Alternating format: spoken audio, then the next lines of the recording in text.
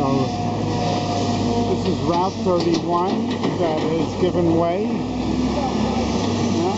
and it must have come right down through that ravine there and washed out the road into the canal.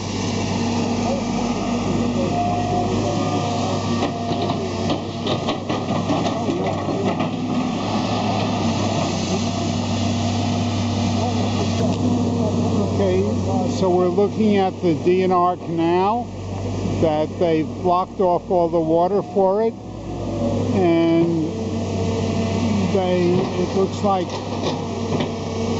here was